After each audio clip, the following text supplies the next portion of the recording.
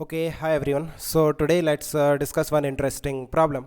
So it says suppose the rod with the balls A and B of the previous problem is clamped at the center in such a way that it can rotate freely about a horizontal axis through the clamp.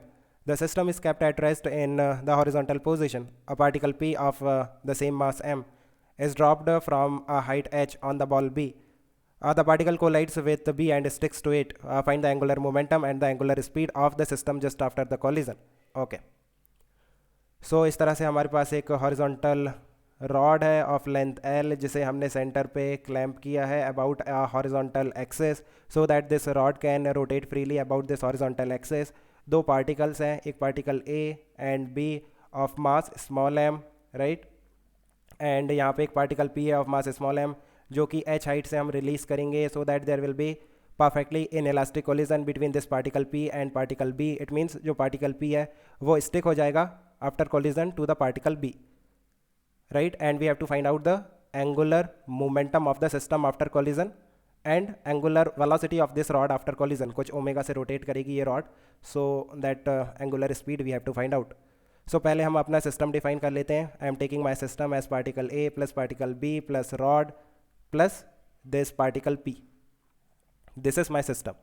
अभी क्या करना है, just before collision and just after collision हम अपने system की study करेंगे इस तरह से. जस्ट बिफोर कोलिजन देखो, ये रॉड है, यहाँ पे हमने हिंज किया है और ये पार्टिकल ए है, यहाँ पे पार्टिकल बी है, यहाँ पे पार्टिकल पी होगा. इसका स्पीड कितना होगा, √2gh. कोई भी पार्टिकल अगर फ्री फॉल करेगा एच हाइट नीचे जाएगा और रेस्ट से स्टार्ट करेगा सो उसका वेलोसिटी कितना हो जाएगा, √2gh, है ना. सो अभी हम क्या करेंगे, फोर्सेस की स्टडी करेंगे. सिस्टम में कितने फोर्सेस लग रहे हैं कोलिजन के टाइम पे. देखो mg लगेगा, तीनों पार्टिकल पे वर्टिकली डाउनवर्ड mg लग रहा होगा, right, that is an external force for the system.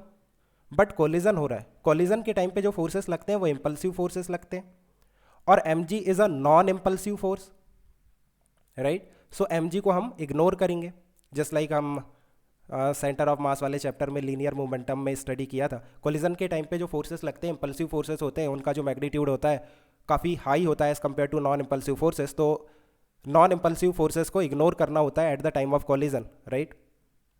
सो सिर्फ इंपल्सिव फोर्सेस की बात करेंगे.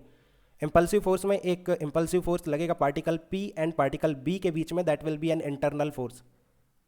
एक इंटरनल फोर्स लगेगा, राइट, पार्टिकल P और पार्टिकल B के बीच में. एक फोर्स और लगेगा which is impulsive, that is exerted by this hinge on the rod. ये जो हिंज है ये इस रॉड पे एक इंपल्सिव फोर्स लगाएगी.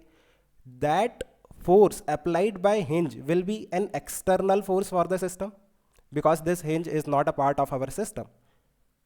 Now you may say कि क्या हम hinge को भी अपने सिस्टम में अंदर ले सकते हैं. अगर आप hinge को भी लोगे then hinge भी तो किसी वॉल से कनेक्टेड होगी ना. then the force applied by this wall on this hinge will be an external force. now you can say कि इस वॉल को भी अंदर ले लो सिस्टम में, then ये जो वॉल है किसी सरफेस पे रखी होगी, राइट. सो इस तरह से हम कभी किसी कंक्लूजन पे नहीं आएंगे. सो एक एक्सटर्नल फोर्स लगेगा सिस्टम पे. So we can say net external force acting on the system is not equal to 0. It means you cannot conserve linear momentum of the system. Further आप एनर्जी भी conserve नहीं कर सकते because ये जो collision है ये परफेक्टली इन इलास्टिक कोलिजन है जहां पे एनर्जी का लॉस होता है. देन टॉर्क चेक करते हैं. देखो इंटरनल फोर्स का तो इंटरनल टॉर्क आएगा, एक्सटर्नल फोर्स का जो एक्सटर्नल टॉर्क आएगा वो 0 होगा इस एक्सिस के अबाउट, राइट. सो कोई एक्सटर्नल टॉर्क नहीं है. Net external torque acting on the system about this axis is 0. So we can conserve the angular momentum of this system about this axis. Means initial angular momentum before collision, that will be your final angular momentum after collision. Before collision angular momentum सब कुछ rest में था, particle P move कर रहा था तो उसका angular momentum निकाल लो, मास ऑफ द पार्टिकल, इसका स्पीड √2gh, इसका जो डिस्टेंस है L/2, right, and direction check करो क्लॉकवाइज आ रहा है, राइट. सो माइनस साइन ले लेते हैं. This is the angular momentum before collision. Means सिर्फ पार्टिकल P का आएगा ना, बाकी तो सब रेस्ट में. नाउ आफ्टर कोलिजन देखो, आफ्टर कोलिजन की बात करते हैं. ये रॉड है, यहाँ पे 2m हो गया है ना, दो पार्टिकल स्टिक कर गए और यहाँ पे m, और ये रॉड कुछ ओमेगा से रोटेट कर रही है about this axis, so angular momentum will be I into omega. I of this system means देखो 2m का कितना हो जाएगा, 2m into L by two distance पे, सो एल बाई टू का स्क्वायर।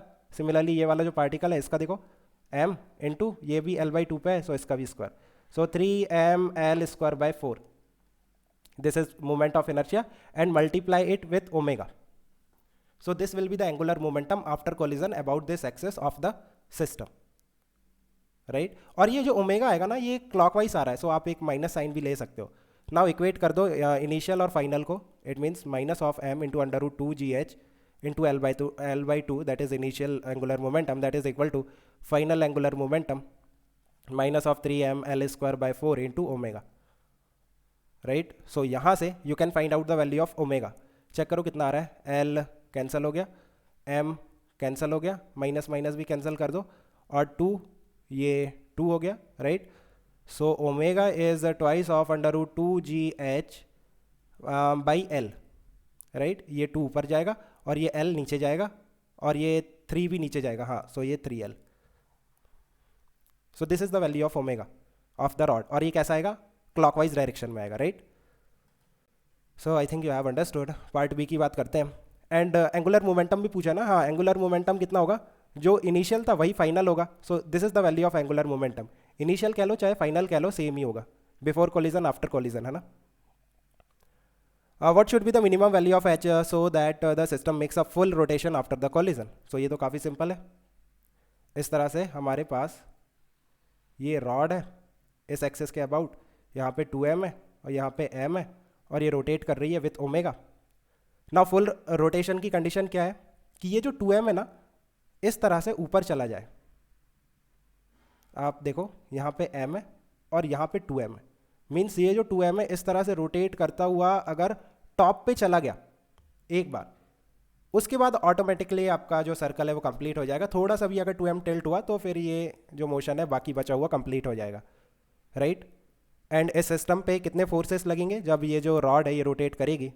सो mg लगेगा, 2mg, है ना? इस पे ग्रेविटेशनल फोर्सेस लगेंगे और सिर्फ ग्रेविटेशनल फोर्स का ही वर्क होगा, it means only conservative forces का वर्क होगा, so we can conserve the mechanical energy, it means change in mechanical energy will be 0, delta u plus delta k will be 0।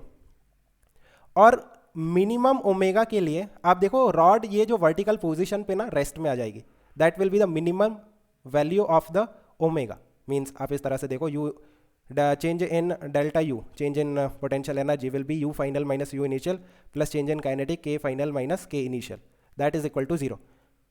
Now आप potential energy के लिए reference ले लो, let me take this as my reference, right? So initial potential energy तो 0 हो जाएगा, m और 2m दोनों ही आपके रेफरेंस पे, सो इनिशियल पोटेंशियल एनर्जी 0।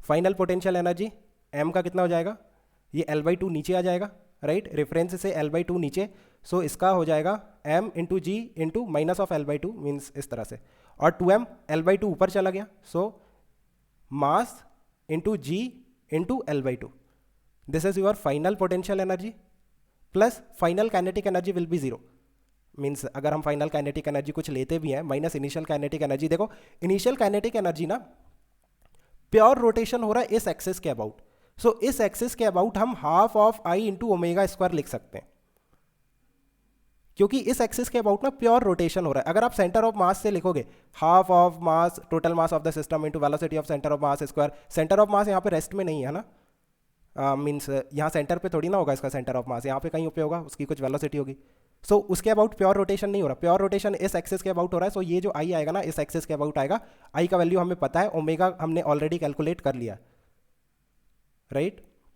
ओमेगा में एच आएगा, सो फाइनल काइनेटिक एनर्जी आप 0 ले लो, सो ये कितना निकल के आ रहा है, m into ji into L/2, right?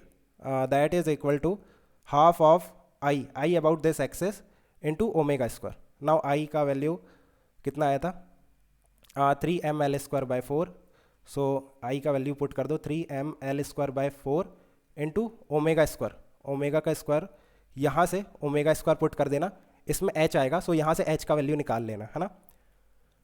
So I think you have understood. Let me know if you still have any confusion. We can discuss further. Actually video काफ़ी लंबा हो रहा है, otherwise I could have solved it here. Okay guys, you can solve it, right? And check कर लेना answer. Keep working hard. Best of luck. Bye.